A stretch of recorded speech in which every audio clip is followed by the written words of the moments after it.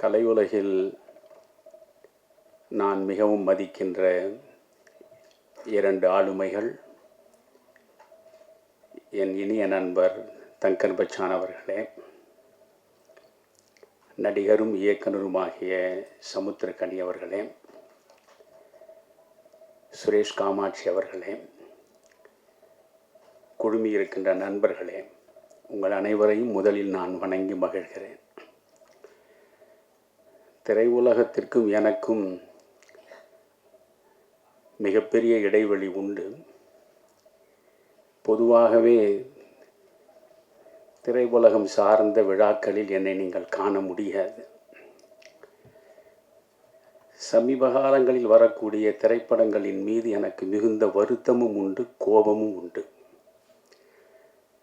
விதியே விதியே தமிழைச் சாதியை என் செய்ய நினைத்தாய் எனக்குறையாயோ என்று பாரதி புலம்பியதைப் போலத்தான் இன்றைய திரைப்படங்களை பார்த்தால் ஒவ்வொரு தமிழனும் உண்மையில் புலம்பியாக வேண்டும். எந்த விதமான சமூக பிரஜையும் இல்லாமல், எந்த விதமான தார்மீக நெறிக்கு உட்பட்ட இயல்புகளும் இல்லாமல், பணத்தை மட்டுமே குறிக்கோளாக வைத்து மிக மலினமான படங்களை இன்றைக்கு திரையுலகம் தந்து கொண்டிருக்கிறது என்பதுதான் வருத்தத்திற்குரிய ஒரு விஷயம். நான் சின்னஞ்சிறு பையனாக இருந்த பொழுது என் தாய் என்னை திரைப்படங்களுக்கு அழைத்து செல்வார். குறிப்பாக சிவாஜி கணேசனும் சாவித்திரியும் நடித்த படமாக இருந்தால் அந்த படங்களை என் தாய் பார்ப்பதோடு என்னையும் சேர்த்து அழைத்து கொண்டு பார்க்க செய்வார்.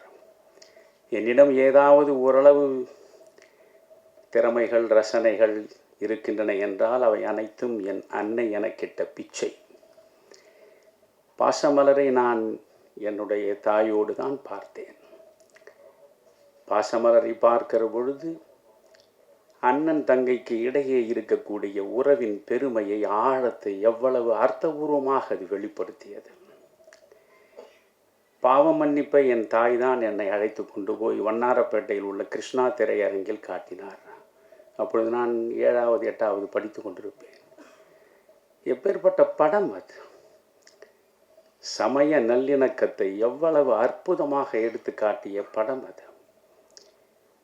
நான் ஏற்கனவே ஒரு இடத்தில் கூட பேசியிருக்கிறேன். இன்றைக்கு காதல் பாடல்கள் காட்சிகளாக வருகிற பொழுது விரசத்தின் எல்லையிலே போய் நிற்கின்றன. இந்த பாவ மன்னிப்பு படத்தில் ஒரு பாடல், பால் இருக்கும் பழம் இருக்கும் பசி இருக்காது என்று ஒரு பாடல், மாதத்திற்கு ஒரு முறையாவது நான் அந்த பாடலை போட்டு பார்ப்பேன். ஒரு பக்கம் சிவாஜி கணேசன் இருப்பார், ஒரு பக்கம் தேவிகா இருப்பார். பாடல் முடிகிற கடைசி நொடியில் விஸ்வநாதனுடைய குரல் அந்த ஒலிக்கும். அந்த நேரத்தில் அப்படியே சிவாஜி கணேசனுடைய 2 கரங்களில் தேவிகா முகம் புதைத்து கண்ணீர் மல்க அழுவார். அந்த காட்சிக்குள் இருக்கக்கூடிய தெய்வீகம், டிவைன் லவ், அதுதான் புனிதம் செறிந்த காதல். 2 ஆத்மாக்களினுடைய இனிய சங்கமம் அது. அதுபோன்ற காதல் காட்சிகளை இன்றைக்கு எங்காவது உங்களால் பார்க்க முடியுமா? செவியை பிளக்கக்கூடிய சத்தமே இன்றைக்கு இசையாகிவிட்டது. அர்த்தமற்ற கொச்சையான வார்த்தைகள் பாடல்களாகிவிட்டன. வன்முறை மட்டுமே வாழ்வியலாகிவிட்டது. இந்த நிலையில் இந்த திரைப்பட உலகத்தின் பக்கம் திரும்பியே பார்க்காதவன் நான். ஆனால் முடக்கருத்தான் படத்தை நம்முடைய டாக்டர் அவர்கள் எடுத்திருக்கிறார். நான் இந்த உலகத்தில் யாருக்காவது நன்றி கடன் பட்டிருக்கிறேன் என்றால் அது டாக்டர் வீரபாகுவுக்கு தான். வீரபாகு மட்டும் எனக்கு சிகிச்சை அளிக்காமல் இருந்திருந்தால் என் நேரம் 2 ஆண்டுகளுக்கு முன்பே நான் புதைக்கப்பட்ட இடத்தில் புல் முளைத்திருக்கும். சித்த மருத்துவத்தை பற்றி முதலில் புரிந்து கொள்ள வேண்டும். முடக்கருத்தானை பற்றி சொல்கிறேன். இந்த நேரத்தில் உங்களுக்கு நான் சொல்ல விரும்புகிறேன். நான் யூடியூபிலும் இருக்கிறது, தமிழறிவு மனையன் சிந்தனை களஞ்சியம் என்று. மக்களுக்கு எவையெல்லாம் சென்று சேர வேண்டுமோ அவற்றை மட்டுமே பதிவு செய்வதற்கான அது இடம். அதில் சித்த மருத்துவத்தின் சிறப்பியல்புகள் என்றே நான் பேசி அதை வெளியிட்டிருக்கிறேன். நீங்கள் 14 சித்தர்களை பற்றி சொல்லுவார்கள். 14 சித்தர்களை நீங்கள் பட்டியலாக போட்டு பார்த்தால் அதில் பட்டினத்தாருக்கே இடம் கிடையாது. ரொம்ப வியப்பாக இருக்கும். பட்டினத்தாரை நாம் சித்தராகத்தான் பார்க்கிறோம். சித்தர் பரம்பரையில் பட்டினத்தாரை சேர்த்து வைத்துத்தான் நாம் சிந்திக்கிறோம். ஆனால் உண்மையில் பார்த்தால் 14 சித்தர்களின் பட்டியலில் பட்டினத்தார் இருக்க மாட்டார். காரணம், வெறுமனே பாடல்கள் புனைவதனாலேயே ஒருவன் சித்தனாக்கி விடுவதில்லை. ஒவ்வொரு மனிதனுடைய உடல் சார்ந்த நோய்க்கு உரிய மருந்தை, மூலிகையை கண்டெடுத்து அவர்களுடைய நோயை தீர்க்கக்கூடிய மருத்துவம், அதுதான் சித்த மருத்துவம். சித்த மருத்துவத்தில் சிறந்து விளங்கியவன் தான் சித்தன். பட்டினத்தாருக்கு மருத்துவம் தெரியாது. அதனால் சித்த மருத்துவர்களை மட்டுமே அடிப்படையாக வைத்து 14 சித்தர்களை ஒரு பட்டியலாக உருவாக்கி இருக்கிற தமிழ் மண் இது. இந்த சித்த மருத்துவத்தை பற்றி நீங்கள் புரிந்து கொள்ள வேண்டும். என் அனுபவத்தை நான் உங்களிடம் பகிர்ந்து கொள்கிறேன். கொரோனாவால் பாதிக்கப்பட்டேன். என் கல்லூரி காலத்தில் 1966 நான் மாநில கல்லூரியில் சேர்ந்தேன். என் கல்லூரி காலம் தொட்டு நான் ஆசனம் போடுபவன். மறந்தும் ஒரு சிகரெட்டை நான் உதட்டில் வைத்ததில்லை. ஒரு துளி மதுவை நான் சுவைத்ததும் கிடையாது. நான் செஷல்ஸ் என்ற தீவு, அழகான தீவு, அது அரபிக்கடலில் ஆப்பிரிக்காவை ஒட்டிய பகுதியாக இருக்கிறது. அங்கே தமிழர்களிடையே பேசுவதற்காக நான் சென்றேன். இந்த தமிழ்நாட்டில் இருந்து பெருந்தலைவர் காமராஜர் விருதுநகரில் தோற்கடிக்கப்பட்ட அன்றே இந்த மண்ணில் இருப்பதே பாவம் என்று கருதி இங்கிருந்து சென்ற ஒரு மனிதன் தான் டாக்டர் ராமதாஸ். அவர் அங்கே மிகப்பெரிய மருத்துவராகவும் மிகப்பெரிய 5 நட்சத்திர ஓட்டல் உரிமையாளராகவும் இருக்கிறார். அங்கே எனக்கு தங்கும் ஏற்பாடு செய்தார். மற்ற எல்லாரையும் வரவழைத்து விருந்து கொடுத்தார். அந்த விருந்தில் ஒயின் பரிமாறப்பட்டது. நான் சொன்னேன், நான் இவற்றையெல்லாம் சுவைத்து பழக்கம் கிடையாது என்று தவிர்த்து விட்டேன். இல்லை, it is good for your health, you kindly take it அப்படி என்றார். If you consume this wine then definitely you will be more than 100 years on the earth அப்படின்ற. நான் சொன்னேன், by consuming liquor I need not live for 100 years. It is against my principle and policy, so don't compel me என்று சொல்லிவிட்டேன். நான் ஏற்கு சொல்கிறேன் என்றால், அவ்வளவு நெறி சார்ந்து ஒரு கோடு போட்டு வாழ்பவன் நான். அதனால் என் உடலில் எந்த விதமான நோய்க்கும் இடம் கிடையாது. காந்தியடிகள் படுகொலை செய்யப்பட்ட ஜனவரி 30 காந்திய மக்கள் இயக்கம் சார்பாக ஈரோட்டில் மிகப்பெரிய விழாவை நடத்தினார்கள். அதற்கு நான் வர வேண்டும் என்றார்கள். அப்பொழுதுதான் முதல் அலை ஓய்ந்திருந்த நேரம். தண்ணீர் கொஞ்சம் கூட. முதல் அலை ஓய்ந்திருந்தது.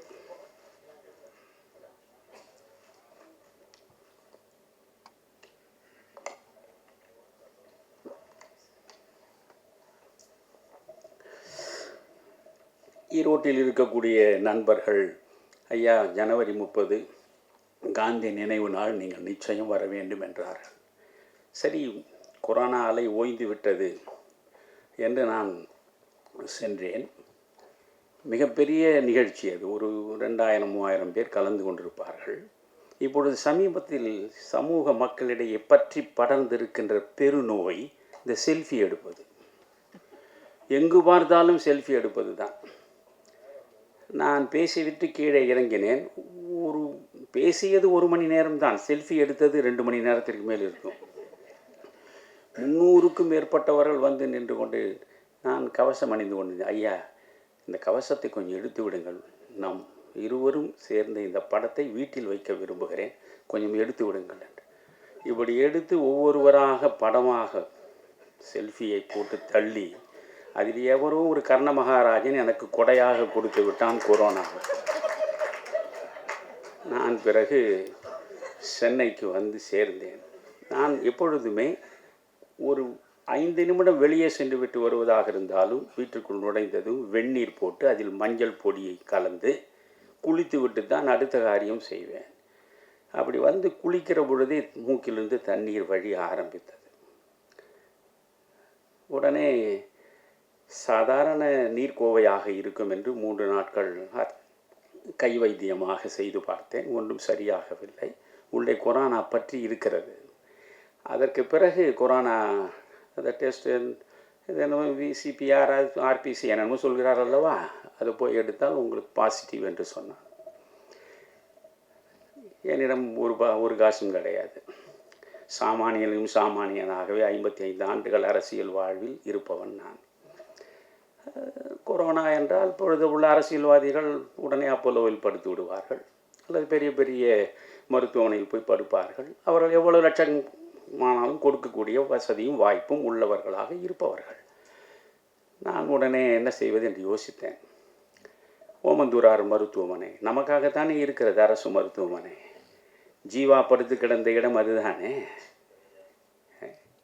பெரியாரே அரசு மருத்துவமனையில் தானே இருந்தார், அண்ணாவே அரசு மருத்துவமனையில் தான் இருந்தார்.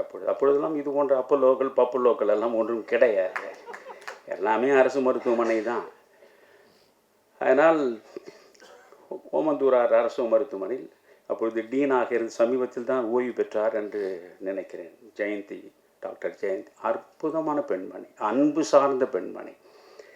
அவரோடு தொலைபேசியில் தொடர்பு கொண்டேன். அவர் சொன்னார், ஐயா உங்கள் மீது எனக்கு மிகப்பெரிய மரியாதை உண்டு, நான் ஒரு டாக்டரை கீழேயே நிற்கச் சொல்கிறேன், நீங்கள் வந்துவிடுங்கள் உடனடியாக என்றார். ஒரு ஆட்டோ பிடித்து போனேன். டாக்டர் சொன்னபடி கீழே நின்று கொண்டு என்னை வரவேற்றார். அழைத்து கொண்டு போய் ஆக்சிமீட்டரில் பார்த்தார். அது 98 இருந்தது. ஒன்றும் பிரச்சனை இல்லை ஐயா. பிறகு ஒரு ஸ்கேன் எடுத்தார். ஒன்றுமே இல்லை ஐயா, நீங்கள் தெளிவாக இருக்கிறீர்கள், ஒரு 5 நாட்களுக்கு இந்த மாத்திரைகள் எல்லாம் சாப்பிடுங்கள், வேண்டுமானால் இங்கே படுத்து ஓய்வெடுங்கள், இல்லை என்றால் வீட்டுக்கு செல்லுங்கள் என்று டாக்டர் ஜெயந்தி சொன்னார்கள். இல்லை அம்மா நான் வீட்டுக்கே செல்கிறேன் என்று வந்து 5 நாட்களாக இதை சாப்பிட்டு இந்த கொரோனா நுரையீரலுக்குள் நன்றாக நுழைந்து படர்ந்து விட்டது. சவம் போல் ஆகிவிட்டேன்.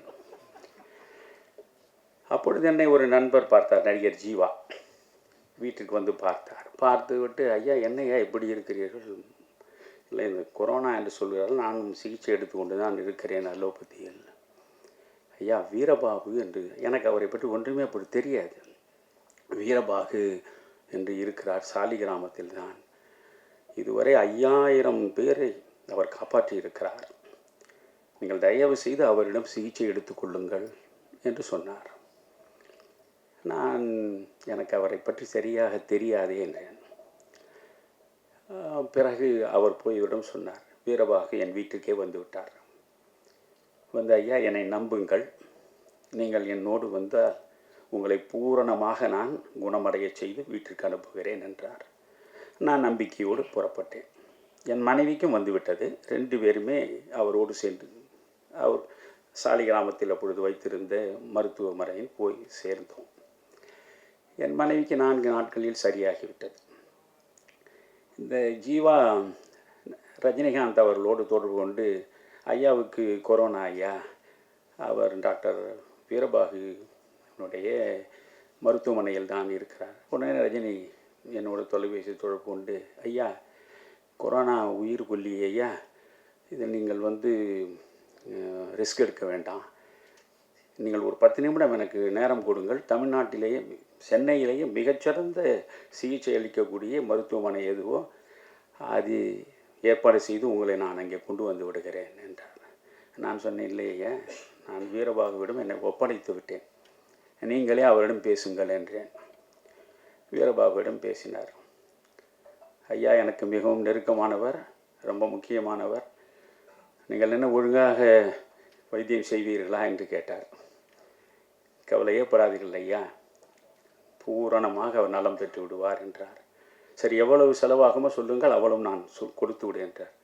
1 பைசாவை கூட நீங்கள் கொடுக்க வேண்டாம், நான் இலவசமாகவே அவருக்கு சிகிச்சை செய்து சிறப்பாக அவரை திரும்ப அவர் வீட்டுக்கு கொண்டு போய் சேர்ப்பேன் என்று சொன்னார்.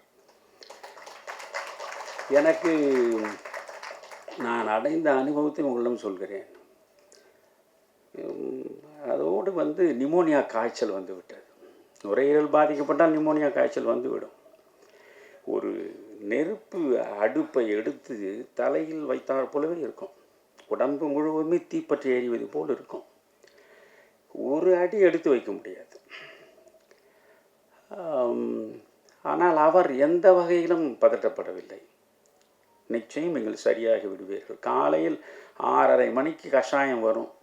இரவு 8 மணி வரையில் கஷாயம் கஷாயம் கஷாயம் வந்து கொண்டே. இனி என் வாழ்க்கையில் ஒரு நாளும் கொரோனா வராது.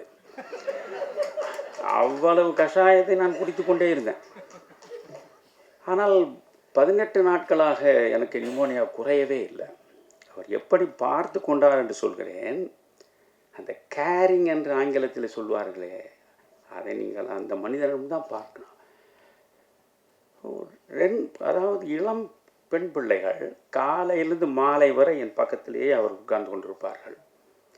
இரவு முழுவதும் இன்னொரு இளம் பெண் பிள்ளை அங்கே இருக்கும். நான் கொஞ்சம் அப்படி திரும்பி படுத்தால் கூட உடனே என்னையா என்று, இரவு முழுக்க தூங்காது. அப்படி அவர் கண்ணை இமை காப்பது போல பார்த்து கொண்டார்கள். ஒரு கட்டத்தில் நானே, சரி, நான் வந்த வேலை முடிந்து விட்டது, இனி புறப்பட வேண்டியது தான் என்று முடிவெடுத்து விட்டேன். இனி பிழைப்பதற்கு வாய்ப்பு இருப்பதாக நான் நம்பவே இல்லை. ஆனால் அவர் ஒரு கட்டத்திலும் தன்னுடைய நம்பிக்கை இழக்கவில்லை. பிறகு அவர் சொன்னார், ஐயா, நான் எவ்வளோ உங்களுக்கு கஷாயம் கொடுத்தேன், கொஞ்சம் சிக்கலாகத்தான் இருக்கிறது.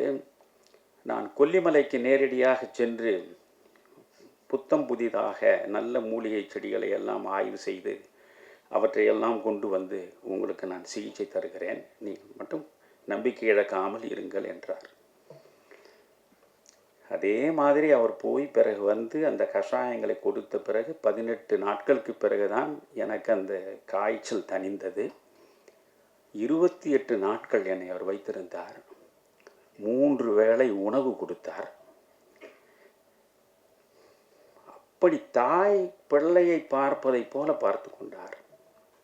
அந்த நேரத்தில் ஒவ்வொரு நாளும் காலையில் என்னை வந்து சந்திப்பார். ரொம்ப அற்புதமாக அவருடைய உடை உடுத்துவதை நான் பார்த்தேன். டாக்டர், உங்களுக்கு ட்ரெஸ் சென்ஸ் ரொம்ப சிறப்பாக இருக்கிறது. என்னை பொறுத்தவரையிலும் ராமகிருஷ்ண ஹெக்டே தான் இந்தியாவிலேயே மிகச்சிறப்பாக ஆடை அணியக்கூடியவர் என்று சொல்வார்கள். நான் அவரோடு மிக நெருக்கமாக பழகியவன். ஆனால் உங்களை பார்த்தால் நீங்கள் உடுத்துற உடை, அந்த வருகிற நடை, நீங்கள் ஒரு சினிமா நடிகர் போல் இருக்கிறீர்களே என்று தவறி சொல்லிவிட்டேன். உடனே அவர் சொன்னார், ஐயா, நான் உண்மையிலேயே நடிக்கிறேன் ஐயா. என்னடா இது விபத்து! இவ்வளவு பெரிய மனிதன் வாழ்க்கை முழுவதையும் இந்த மருத்துவ உலகத்திற்கு அர்ப்பணித்து விட்டால் இவரால் எண்ணற்ற உயிர்கள் வாழுமே. பாழ்பட்ட அந்த உலகத்திற்கு இவர் போகத்தான் வேண்டுமா? என்னை பலர் அழைத்திருக்கிறார்கள். இப்பொழுது கூட சொல்கிறேன் உங்களுக்கு. கொஞ்ச காலத்திற்கு முன்பு இந்த நம்முடைய ஹரி அவர்கள் சிங்கம் எல்லாம் 1, 2, 3 எல்லாம் வந்தது இல்லையா? அதில் ஒரு நாள் அவர் தொடர்பு கொண்டு, ஐயா, உங்களுடைய உடல் மொழியே அற்புதமாக இருக்கிறது, என்னுடைய படத்தில் ஒரு லட்சியவாதி கேரக்டர் இருக்கிற, நீங்கள் நடிக்க வேண்டும் என்றார். நான் அரிதாரம் பூசி நடிப்பேன் என்று உங்களுக்கு யாரையா சொன்னார்கள்? இல்லை ஐயா, அதுக்காக நான் கலைஞர்களை குறை சொல்லவில்லை. இப்போ சமுத்திரக்கனி இருக்க, நான் இப்பொழுதும் அவரிடம் சொன்னேன், விமானம் படம் சமீபத்தில் பார்த்தேன், வியந்து போனேன். அவர் அப்பா என்று அவர் எடுத்த சமுத்திரக்கனி என்று ஒரு படம் இருந்தால் நான் பார்ப்பேன், நிச்சயம் பார்ப்பேன். சமுத்திரக்கனிக்காக நான் சொல்லலை. என்னால் யாரையும் முகஸ்துதி செய்ய முடியாது, யாருக்கும் இல்லை. நான் ஒன்றில் தெளிவாக இருப்பவன். முகமது நபிகள் ஒரு முறை அழகாக சொன்னார், யாராவது ஒருவனை நீ அவமானப்படுத்த வேண்டும் என்று விரும்புகிறாயா, வேறொன்றும் செய்யாதே, அவனிடம் இல்லாத பெருமைகளை எல்லாம் இருப்பதாக சொல்லிக்கொண்டே இரு, அதைவிட ஒருவனை அதிகபட்சமாக அவமானம் செய்யவே முடியாது நபிகளா. ஆனால் என்னால் யாரையுமே இல்லாததையெல்லாம் சொல்லி ஒருவரை புகழவே முடியாது. அதனால் தான் நான் அடிவாரத்திலேயே இருக்கிறேன். எனக்கு யாருக்கும் முதுகு சொரியவும் முடியாது, ஏவல் கோவலாகவும் இருக்க முடியாது. கண்ணதாசன் அந்த காலத்தில் எழுதி நான் சின்னஞ்சிறு பிள்ளையாக படித்த அந்த கவிதையில் 2 வரி தான், இவை சரி என்றால் இயம்புவதும் தொழில், இவை தவறானால் எதிர்ப்பதும் வேலை. இந்த 2 தான் 55 ஆண்டுகளாக நான் பொது வாழ்வில் செய்து கொண்டிருக்கிறேன். அதனால் இவர் எனக்கு உயிர் கொடுத்தார். அவர் சினிமா நடிக்க போயின்றார். என்ன டாக்டர் நடிக்க போகிறீங்களா? இல்லை, கதை, வசனம், டைரக்ஷன், நடிப்பு தொலைந்தது என்று முடிவெடுத்தேன். ஆனால் அவரிடம் எப்படி சொல்வது? நமக்கு உயிர் கொடுத்த வள்ளல் அவர். யோசியுங்கள் டாக்டர், சினிமா உலகம் சரிப்படுமா என்று யோசியுங்கள் என்றேன். இல்லை இல்லை, ரொம்ப சிறப்பாக வருயா, படத்தின் பெயர் முடக்கருத்தான் என்றார். தலைப்பே ரொம்ப வித்தியாசமாக இருந்தது. சரி, எடுத்தார். இன்றைக்கு அந்த படம் வரப்போகிறது. சமுத்திரகனி சொன்னது போல தான், நம்ம தங்கர் பச்சான் சொன்னது போல தான், சமூகத்திற்கு அவர் நிறைய செய்து விட்டார். சமூகம் அவருக்கு ஏதாவது செய்ய வேண்டும் என்றால் இந்த படத்தின் மூலம் அவர் பொருளாதார ரீதியாக நட்டப்படாமல் காப்பாற்றி கொள்ளுகிற ஒன்றை சமூகம் செய்தாலே இதுதான் நான் மாற்றுகிற நன்றி கடன். சித்த வைத்தியம் பற்றி நான் மீண்டும் சொல்கிறேன் உங்களுக்கு. இப்படி நான் பிழைத்து வந்தேன். 28 நாட்கள் எனக்கு சோறு போட்டார். என்னை ஒரு தாயை போல் பார்த்து கொண்டார். 2 பிள்ளைகள் என்னை அப்படி பராமரித்தார்கள். வீட்டில் இருப்பது போல தான் அங்கேயும் படித்து கொண்டே தான் இருந்தேன். எனக்கு ஒரு மருத்துவமனையில் இருந்தார் போல உணர்வே இல்லை. நான் புறப்படும் பொழுது, என்ன டாக்டர் 28 நாட்கள் இருந்திருக்கிறேன். அப்புறம் ரஜினிக்கு ஃபோன் பண்ணி, இது மாதிரி என்னை காப்பாற்றி விட்டார், நீங்கள் அவரிடம் பேசுங்கள்னு. அவரிடம் பேசி ரொம்ப நன்றி, ஏதாவது நான் செய்யணுமா என்னார். ஒன்றுமே செய்ய வேண்டாயா என்று மறுத்து விட்டார். பிறகு நான் சொன்னேன், என்னால் என்னுடைய சக்திக்கு, ஏனென்றால் சோறு போட்டிருக்கிறீர்கள், வெறும் மருந்து மட்டும் இல்லை, 28 நாட்கள் சோறு போட்டு எனக்கு எல்லாம் செய்திருக்கிறீர்கள், ஏதோ என்னால் இயன்றதை கொடுத்து விட்டு போகிறேன் என்றேன். முடியவே முடியாது என்று மறுத்த. அப்படிப்பட்ட ஒரு மனிதனை மருத்துவ உலகத்தில் பார்க்க முடியுமா?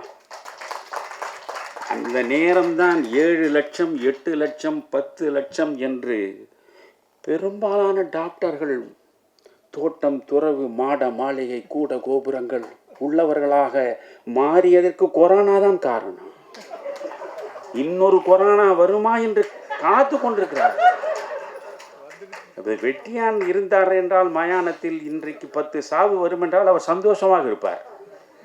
ஏனென்றால் 10 சாவு வந்தால் நமக்கு வயிற்று பசிக்கு வழி கிடைக்கும் என்று. ஆனால் இவர்கள் மிக மோசமான மனிதர்கள். மருத்துவ உலகத்தை போன்ற ஒரு இரக்கமில்லாத அரக்கர்கள் இருக்கக்கூடிய உலகம் ஆங்கில மருத்துவம் இருக்கக்கூடிய உலகம்தான். சந்தேகமே வேண்டாம் உங்களுக்கு. விஜயகாந்த் ஒரு படத்தில் எடுத்தது தவறே கிடையாது, கொஞ்சம் கூட மிகையே கிடையாது. செத்து போன பிணத்தை வைத்துக்கொண்டு சிகிச்சை செய்வதாகவே நடித்து லட்சக்கணக்கில் சுரண்டக்கூடிய அளவுக்கு இருதயத்தை முழுவதுமாக இழந்துவிட்ட மலினமான மனிதர்கள் உள்ள மண். இன்னொன்று சொல்கிறேன் உங்களுக்கு, என்னுடைய மனைவி சித்த மருத்துவத்தின் பக்கம் நீங்கள் திரும்ப வேண்டும் என்பதற்காக சொல்கிறேன். நான் முடக்கருத்தான் படம் பார்த்தால் போதாது. என்னுடைய மனைவிக்கு இருதய நோய் வந்தது. முதலில் ஒரு ஸ்டென்ட் வைத்தார்கள். அது கோயம்புத்தூரில் நான் என் மகன் வீட்டிற்கு போயிருந்த பொழுது மயங்கி விழுந்து விட்டால் உடனடியாக கேஎம்சியில் கொண்டு போய் சேர்த்தோம். அந்த கேஎம்சி மருத்துவமனையினுடைய டாக்டர் பழனிசாமி, அவர் எனக்கு நல்ல நண்பர், நல்ல ரசிகர். ஆனாலும் யாரிடத்தும் எதற்காகவும் நான் போய் நிற்க மாட்டேன். ஜெயலலிதா மீது எனக்கு 1000 விமர்சனங்கள் உண்டு. ஆனால் அந்த நேரத்தில் ஜெயலலிதா தான் என்னை காப்பாற்றினார். இந்த மருத்துவ காப்பீட்டு திட்டம் என்று ஒன்று இருக்கிறது அல்லவா, 2 லட்சம் ரூபாய் காப்பீட்டு திட்டத்தில் நீங்கள் கணவன் மனைவிக்கு மருத்துவ சிகிச்சை தனியார் மருத்துவமனையிலும் எடுத்துக்கொள்ளலாம். என் மகன் கொண்டு போய் இந்த கேஎம்சியில் சேர்த்து விட்டான். நீங்கள் பார்த்தால் அது 2 லட்சம் ரூபாய் ஆயிற்று. ஒரு ஸ்டண்ட் வைப்பதற்கு கரெக்டாக 1,98,000 ரூபாய். 1,98,000 ரூபாய் அந்த ஸ்டண்ட்டை வைத்து ஒரே நாள் தான், ஒரு நாளை வைத்து மறுநாள் அனுப்பிவிட்டார்கள்.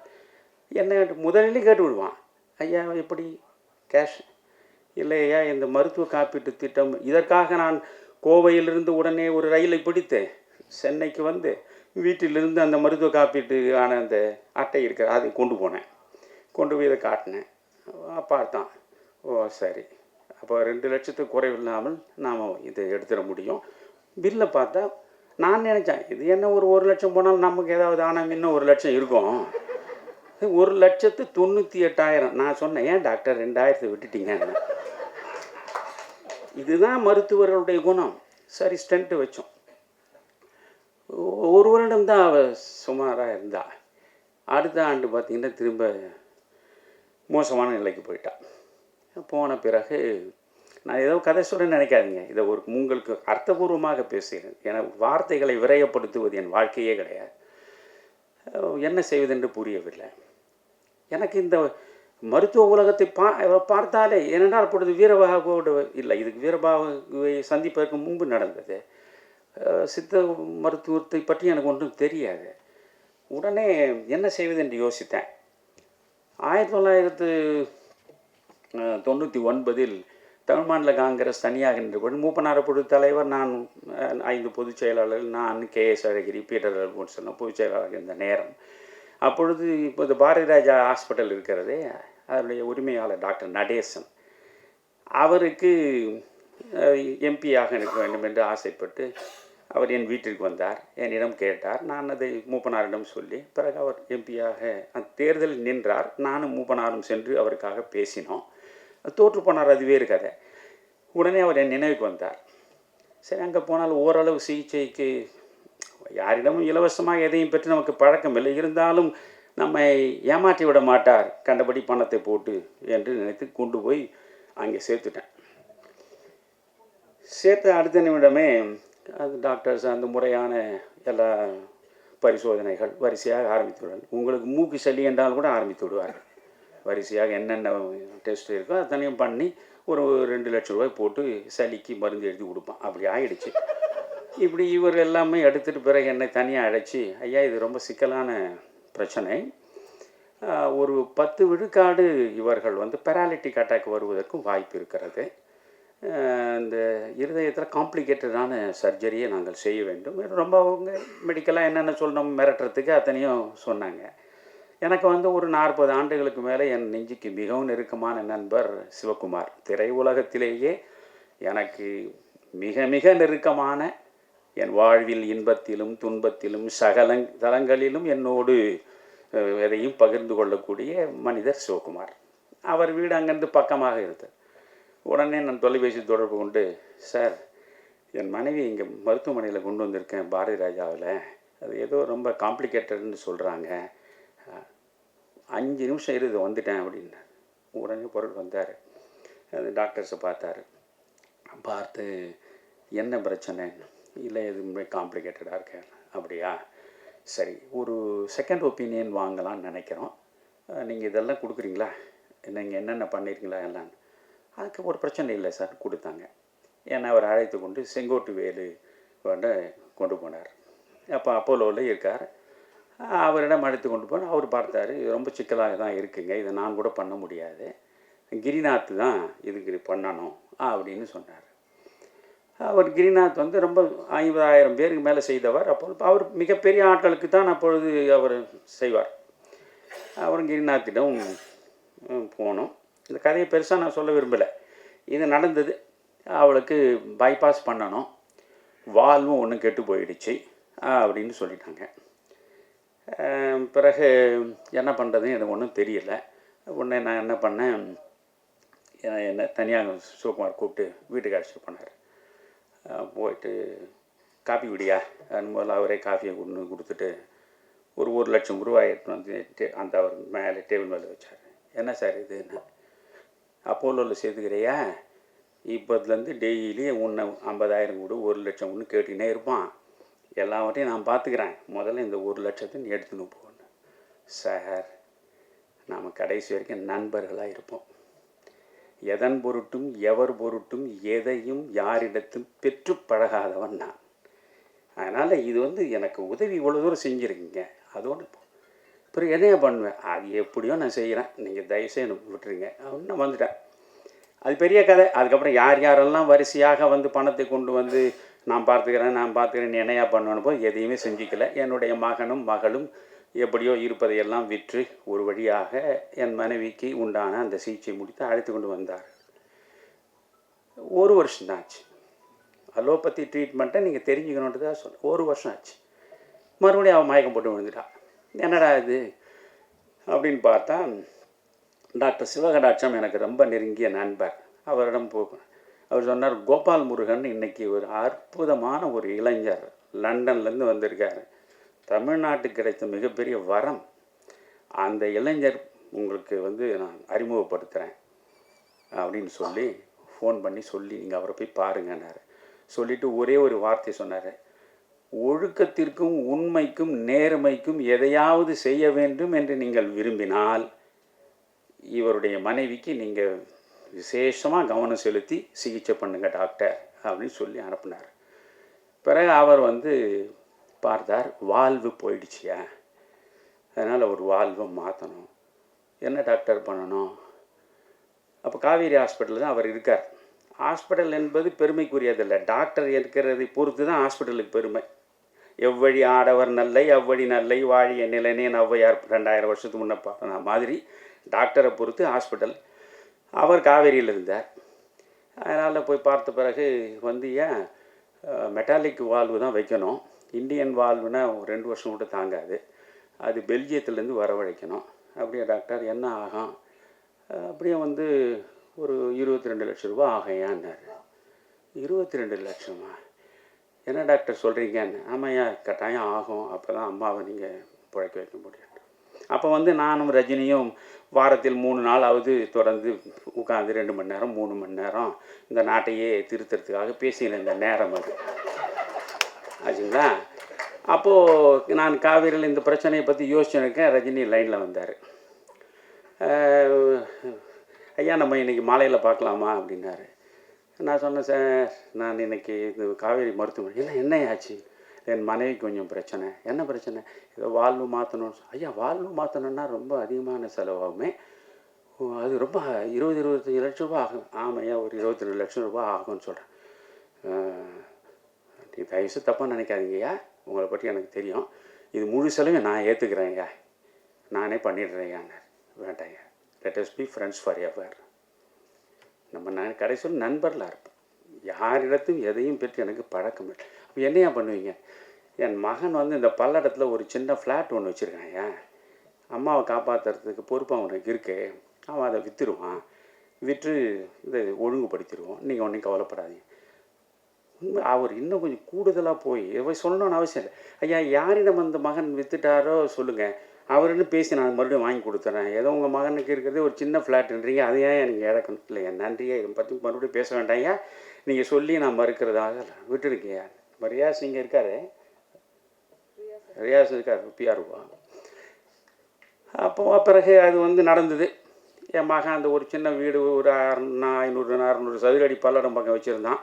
அதை விற்று கொண்டு வந்து சரியாக்கிட்டோம். அலோபதி ஆச்சா. நான் என்ன நினச்சின்னு இருக்கேன், ஓ நம்ம மனைவியினுடைய இருதயத்துக்கு அறுவை சிகிச்சையும் செஞ்சாச்சு, பைபாஸ் அப்போலோவில். இப்போ வந்து வால்வும் மாற்றியாச்சு, இனி கவலையே கிடையாது அப்படின்னு ரொம்ப மகிழ்ச்சியாக இருந்தேன். 2 ஆண்டு தான் ஆச்சு, மறுபடியும் பிரச்சனையாகிடுச்சு. என்னடா டாக்டர் கோபால் முருகன் எங்கே இருக்காருன்னு கேட்டால், அவர் வந்து எம்ஜிஎம்க்கு மாறிட்டார் சார் இப்போ. சரி, நான் அவருக்கு ஃபோன் பண்ணேன். அது ஆனால் இப்போ அந்த கோபால் முருகன் இந்த இடத்துலேருந்து நான் நன்றி சொல்கிறேன். அந்த காவேரி ஹாஸ்பிட்டலில் 22 லட்சத்துக்கு மேலே பில்லை போட்டாங்க. போட்டதில் இவர் இங்கேருந்து ஃபோனை போட்டார், டாக்டருக்கு ஃபீஸ் எவ்வளோ போட்டிருக்கீங்கன்னு கேட்டார். 1,40,000 ரூபா உங்களுக்கு போடுறேன், அந்த 1,40,000 ரூபாய் எடுத்துருங்கன்ட்டார். ஒரு பைசா அவர் வாங்கலை, ஒரு பைசாவையும் வாங்காமல் எனக்கு அவர் அந்த சிகிச்சையை செய்தார். அந்த உண்மைக்கும் ஒழுக்கத்துக்கும் அவர் கொடுத்த மரியாதை. இப்போ திரும்ப அவரையே தேடி எம்ஜிஎம் போனேன். அவர் பார்த்துட்டு, கொஞ்சம் பிரச்சனை இருக்கே அவங்களுக்கு, கொஞ்சம் ஆன்ஜியோ பண்ணிட்டா நல்லது. என்ன டாக்டர் ஆகும்? அது ஒரு பேக்கேஜ், அது ஆன்ஜியோ பண்ணால் ஒரு 60,000 ரூபா ஆகும் அப்படின்னு. சரி, எப்படியோ சிரமப்பட்டு நம்ம பண்ணி பார்ப்போம், 4 நண்பர்கள் உதவியோடு பண்ணலாம் அப்படின்னு. சரி டாக்டர், நீங்கள் ஆன்ஜியோ பண்ணுங்கன்ட்டு இவ்வளோ அழைச்சின்னு போயிட்டேன். ஆன்ஜியோ நடத்திட்டு என்னை தனியாக கூப்பிட்டாரு. அவர் நல்ல டாக்டர், எனக்கு அதில் குறையே இல்லை. அவர் சொன்னார், ஐயா மறுபடியும் வால்வு கெட்டு போச்சு. என்ன இப்போ தான் 2 ஆண்டுகள் தானே, அது மறுபடியும் வால்வு கெட்டு போச்சுன்றீங்க, நான் வாழ்நாள் பூரா நீ பிரச்சனை இல்லைன்னு நினச்சேன். அப்படி இல்லையா, இது வந்து உங்களுக்கு ஸ்பேர் பார்ட்ஸ் மாற்றுற மாதிரி தாங்க. ஒரு ஸ்பேர் பார்ட்டு, ஒரு ஸ்கூட்டர் வச்சுருக்கீங்க, இல்லை ஒரு கார் வச்சுருக்கீங்க, ஒரு ஸ்பேர் பார்ட்டு போயிடுச்சுன்னா இன்னும் போடுவீங்க, அது கொஞ்ச நாள் ஓடும், அப்புறம் போனால் மறுபடியும் போடணும். அப்படியா? அப்போ என்னையா பண்ணணும்? ஒரு நல்ல ஃபாரின் மெட்டல் வால்வு இருக்கியா, அதை பண்ணோம்னா 10 வருஷம் அம்மாவுக்கு பிரச்சனை இல்லைன்னாரு. அப்படின்னா எவ்வளோ ஆகும் டாக்டர்? ஏன்னா ஏற்கனவே எனக்கு அனுபவம் இருக்குல்ல, 22 லட்சம்னு. எவ்வளோ ஆகும் டாக்டர்? இப்படி பார்த்தாலும் ஹாஸ்பிட்டல் செலவு எல்லாம் சேர்த்தா ஒரு 40 லட்சம் ஆகும் ஏன்னு. இப்போ தான் சித்த மருத்துவத்துக்கு வரேன். உடனே நான் சொன்னேன், doctor kindly excuse me, literally speaking I ஆம் அ பெனிலெஸ் person. I cannot afford to pay such huge amount. You kindly discharge her in the evening itself. என்ன இவ்வளோ சீரியஸாக இருக்கு, நீ இப்போ it's enough, you kindly discharge. சாயந்தரம் ஆக்ஷன் வந்துட்டேன். வீட்டுக்கு வந்துட்டேன். இரவு பூரா தூக்கம் இல்லை. நமக்காக ஒரு 40 ஆண்டுகள் நமக்காகவே வாழ்ந்தவள், எந்த விதமாக ஒரு வரட்டு மனிதனுக்கு, அவளுக்கு என்னை கரம்பட்டியதால் அவளுக்கு எதுவுமே கிடைக்கல. ஆனால் எல்லாவற்றுக்கும் உடன்பட்டு வாழ்ந்தவள், அவளை காப்பாற்றுவதற்கு கூட நம்மளே 4 காசு இல்லை. இந்த மாதிரி 40 லட்சம் 60 லட்சம்னு எங்கே போகிறது? இரவு பூரா தூங்கலை. 6 மணி இருக்கும். காலையில் எழுந்து அப்போவும் எனக்கு வீரபாகு தெரிஞ்சிருந்தால் உடனே வீரபாகு பார்த்துருப்பேன். எனக்கு அப்போல்லாம் அவர் இது வரல. உட்காந்துட்டு இப்படி யோசிக்கிறேன், இதெல்லாம் நீங்கள் சிலவற்றையெல்லாம் நம்பித்தான் தீரணும். அமானுஷ்யமான சில செயல்கள் நடக்கின்றனன்னு சொல்லும் பொழுது, ட்ரூத் இஸ் ஸ்ட்ரேஞ்சர் தேன் ஃபிக்ஷன்னு ஆங்கிலத்திலே ஒரு ப்ராவர்ப் உண்டு. உண்மையில் நடக்கக்கூடிய சம்பவங்கள் கதையை விட அதிசயமாக இருக்கும். நம்ப முடியாத கதையை விட அதிசயமாக இருக்கும். நான் உட்கார்ந்து அப்படியே பார்த்தேன்னு ரொம்ப சோர்ந்து விரக்தி விட்ட நேரில் உட்காந்துருக்கேன். இப்போ ஒரு ஃபோன் வந்தது. ஏன்னா எடுத்தேன். ஐயா, நான் தஞ்சாவூர்லேருந்து ஒரு சித்தர் பேசுகிறேன்னாரு. என்னையா சொல்லுங்க ஐயான்னு. உங்களுடைய வாழ்வே ஒரு மந்திரம் படித்தேன்யா. திருமந்திரத்தில் உள்ள 3000 பாடல்களை அப்படியே சாறு பிழிஞ்சு நீங்கள் கொடுத்துருக்குற அந்த புத்தகத்தை 3-4 முறை படிச்சிட்டேன்யா. நான் ரொம்ப வியந்து போனேன். நீங்கள் இன்னும் 100 வயது வாழணும்யா, உங்கள் மனைவி 100 வயது வாழணும். எனக்கு ஏன் நானே என் மனைவியை காப்பாற்றுறது வழி என்னன்னு தெரியாமல் உட்காந்துருக்குறேங்க. நீங்கள் என்ன போய் 100 வயது வாழணும்னு சொல்கிறீங்க. நான் கொஞ்சம் சலிப்போடு தான் சொன்னேன். என்னையா உங்கள் மனைவிக்குன்னார். இப்போ ஒன்றும் நடந்து சொன்னேன். ஐயா, உங்களை மாதிரி அறிவாளிகளே இப்படி அலோபதியில் போய் இப்படி வீணாக அலைக்கழிக்கப்படுறது தான் நினச்சா வருத்தமாக இருக்குது. என்னையா பண்ணணும்? நான் சொல்கிறது நம்பிக்கையோடு செய்வீங்களா? சொல்லுங்க, செய்கிறேன். 10 ரூபாய் பெருமானம் உள்ள சிகிச்சையை நான் சொல்கிறேன், செய்வீங்களா? கட்டாயம் செய்கிறேன். 10 செம்பருத்தி பூவை அன்றாடம் வாங்கிக்கங்க. அந்த 10 செம்பருத்தி பூவை 2 குவளை தண்ணீரில் போட்டு 1 மணி நேரம் ஊற வைங்க. ஊற வச்ச பிறகு ஒரு 10 மிளகு அதில் போடுங்க. மருத மரப்பட்டைன்னு நாட்டு மருந்து கடையில் தூளே விற்பான், அதில் ஒரு போடுங்க. அதை காய்ச்சுங்க. 2 டம்ளரை 1 டம்ளர் ஆக்குங்க. காலையில் குடிக்க சொல்லுங்கள். சங்கு புஷ்பம்னு ஒன்று இருக்குது. அந்த சங்கு புஷ்பம் சனீஸ்வரனுக்கு போடுறது. அதை ஒரு 10 பூவை எடுத்து மிக்சியில் அரைச்சி சொல்லணும். அவ்வளோதான் ஐயா. இந்த நிமிஷம் 40 லட்சம் ரூபாயை நான் கொடுத்துருந்தாலும் என்ன ஆயிருக்குன்னு தெரியாது. இப்போ என் மனைவி இது நடந்து ஏறக்குறைய 8-9 மாதம் ஆகிறது. அவள் படுக்கையை விட்டு எழுந்திருக்க மாட்டான். முன்னே அலோபதியில் லட்சக்கணக்கில் கொடுத்த போதும் இப்போ வீட்டுக்குள்ளேயே அவள் குறைந்தது ஒரு 10 நிமிடமாவது இங்கே அங்கே நடக்கிற நிலையில் இருக்கா, ஆரோக்கியமாக இருக்கா. இந்த ஆரோக்கியத்தை 10 ரூபாயில் நான் பெற்றேன். 10 ரூபாயில் இப்போவும் செம்பருத்தி பூ தான் கொடுக்குறேன், அந்த சங்கு புஷ்பம் தான் கொடுக்குறேன். நல்லா இருக்கா? அப்போது இந்த மண்ணில் எப்பேற்பட்ட மருத்துவம் அது. அந்த மருத்துவம் நம்ம தங்கர் சொன்ன மாதிரி தான். ஒரு மரம் என்றால் மரத்தினுடைய வேர், அதனுடைய பட்டை, அதனுடைய பூ, அதனுடைய கிளை, அதனுடைய இலை எல்லாமே மருத்துவ குணம் உள்ளது. மனிதனை படைத்து நீங்கள் இறைவன் நினைத்தாலும் சரி, இயற்கை நினைத்தாலும் சரி, எல்லா மனிதர்களுக்கும் நோய் வரும். ஆனால் அந்த நோய் அனைத்தையும் தீர்ப்பதற்காகத்தான் இயற்கையில் மரங்களாக படைத்து வைத்திருக்க. ஒவ்வொரு மரத்துக்கும் ஒரு மருத்துவ குணம் இருக்கு. ஆனால் நாம் அந்த மரங்களை வெட்டி வீழ்த்துறோம். இயற்கையை நாம் முழுவதுமாக அதை எதிர்த்து நாம் அழிவு ரீதியாக நாம் இயங்குவதால் தான் இத்தனை சிரமங்களும்.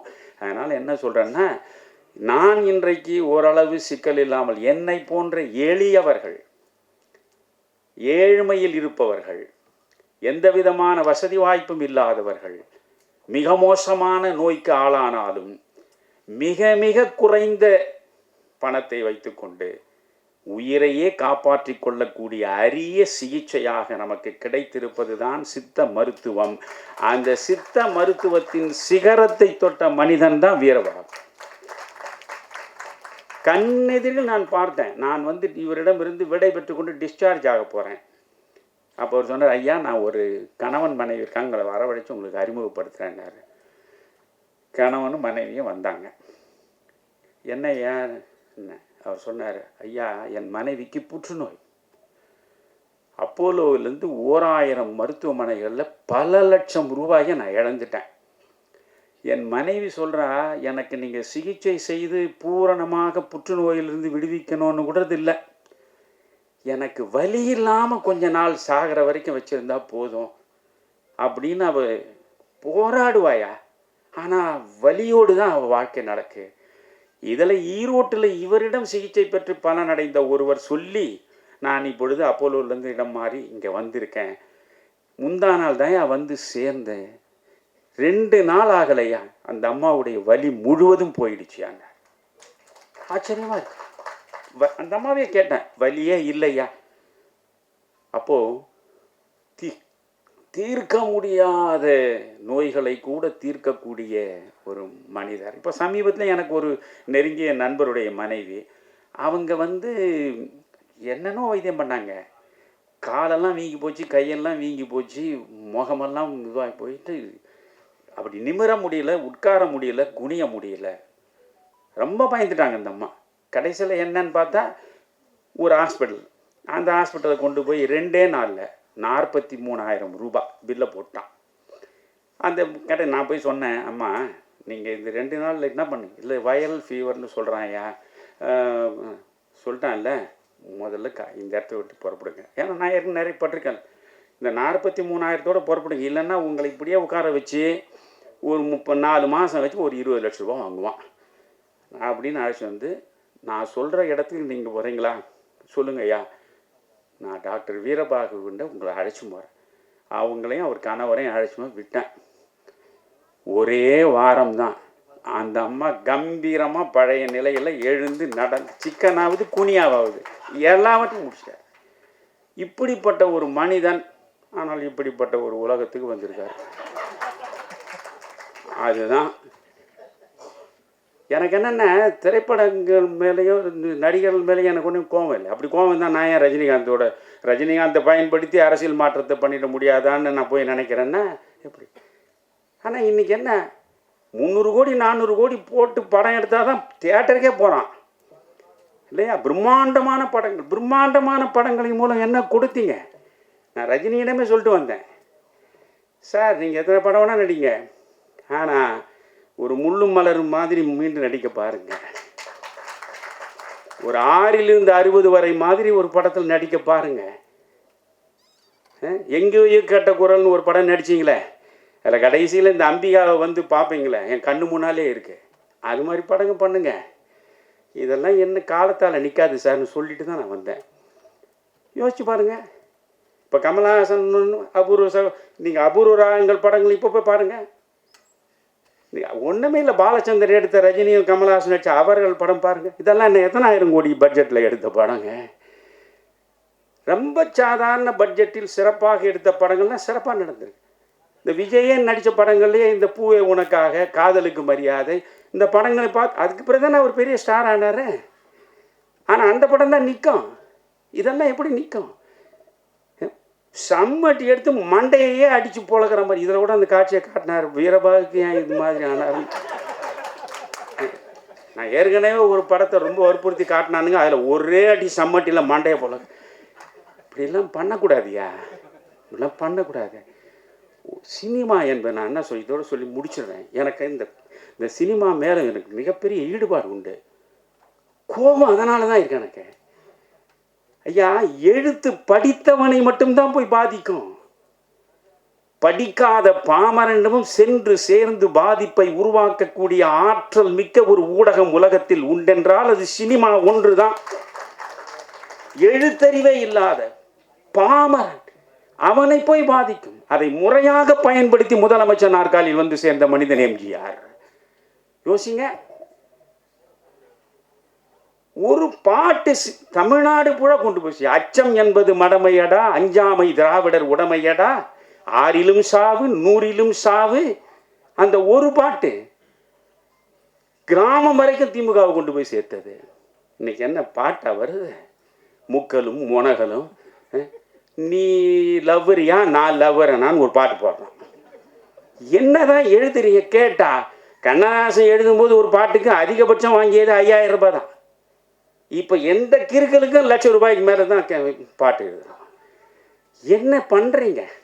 உங்களுக்கு சமூக பொறுப்பே கிடையாதா? இந்த சமூகம் சார்ந்த ஒரு சிந்தனையே உங்களுக்கு இல்லை என்றால் நீங்கள் என்ன மனிதர்கள் என்று கேட்கிறேன். எப்படியாவது பணத்தை சம்பாதிப்பதுதான் உங்கள் வாழ்வின் மிகப்பெரிய நோக்கம் என்றால், இதை விட வேறு தொழில் செய்து நீங்கள் நன்றாக வாழலாம் என்பதுதான் என்னுடைய அபிப்பிராயம். பணம் என்பது என்னையா? அதுக்கு ஒரு மரியாதையே கிடையாது. அது அயோக்கியரிடம் இருக்கும், யோகியனிடம் இருக்கும். பிறகு என்ன? யோகியனிடம் மட்டும்தான் பணம் இருக்கும் என்றால் பணம் தொழுகைக்குரியது. ஆனால் அந்த பணம் எல்லா அயோக்கியர்கள் கையிலும் இருக்கும் என்ற போது அதற்கு என்ன மரியாதை என்கிறேன்? ஒரு கட்டம் வரைக்கு தானே பணம். உன்னுடைய அடிப்படை தேவைகளை நிறைவு செய்கிற வரையில் தான் அது பணம். உன் தேவைகளை நிறைவேற்றிவிட்ட பிறகு அது வெற்று காகிதம். அந்த காகிதத்தை என்ன செய்யணும்? நீங்க, நான் எனக்கு வீடு வேணும் கிடைச்சிருச்சு, கார் வேணும் கிடைச்சிருச்சு, என்னென்ன வசதி வேணும் எல்லாம் கிடைச்சிருச்சு, அது வரையும் அது பணம். அதற்கு மேலே எனக்கு எந்த புதிதாக தேவை இல்லை என்றால் என்னிடம் இருப்பது வெற்று காகிதம். அந்த காகிதத்தை மீண்டும் பணமாக்க வேண்டும் என்றால் இல்லாதவனுக்கு கொடுக்கிற போதுதான் அந்த காகிதம் மறுபடியும் பணமாகும். எனவே எங்கே ஏழை, எங்கே அனாதை, எங்கே அகதி, எங்கே நோயுற்றவன், எங்கே கல்வி அறிவற்று கிடப்பவன் தேடி தேடி கொடுக்க வேண்டும். நான் வீரபாகு இதை சொல்லி நான் முடிச்சிடுறேன். எனக்கு ரொம்ப பிடித்த விஷயம், அவர் வருவார் காலையில் என்னோட பேசிட்டு இருப்பார். நான் அந்த மருத்துவமனையில் 28 நாள் இருந்தபோது ஒரு நாள் அவர் சொன்னார், வியந்து போனேன், இந்த மனிதனுக்குள்ளே எப்பேற்பட்ட மனிதனை. அவர் முக்கியமான நடிகர்களை பற்றியெல்லாம் அப்படியே பேசிகிட்டே வந்தார். சொன்னார், ஐயா, இந்த நடிகர்கள் எல்லாம் 100 கோடி 150 கோடின்னு வாங்குறாங்களே, வாங்கட்டும், அதனால் ஒன்றும் பிரச்சனை இல்லை. ஒரு படத்துக்கு 100 கோடி வாங்குற போதே 10 கோடி ரூபாய் ஏழைகளுக்கு, அவர்கள் கல்விக்காக, அவர்கள் மருத்துவத்துக்காக, இப்படி ஏதாவது ஒரு சமூக பயன் பெறுவதற்கு ஒரு படத்தில் நீ 100 கோடி வாங்குற. 100 கோடியில் 90 கோடியை வைத்துக்கொள். 10 கோடியை நீ சமூக மக்களின் நலனுக்காக கொடுத்தால் உன்னை உலகம் பாராட்டுமே. அதுதானே ஒரு உன்னதமான வாழ்வாக இருக்க முடியும் என்று சொன்ன வீரபாகு, இது போன்ற படங்களில் வெற்றி பெற்றால், வெற்றி பெற்று பெரும் பணத்தை ஈட்டுவதாகவே வைத்துக் கொள்ளுங்கள். அப்படி ஈட்டினால் அவர் சொன்னதை செய்வார். அவர் சித்த மருத்துவத்தில் சாதித்தது போலவே இந்த திரை உலகத்திலும் அவர் சாதித்து வெற்றியாளராக வந்து இந்த சமூகத்திற்கு இயன்ற வரையில் பயன்பட வேண்டும். நன்றி, வணக்கம்.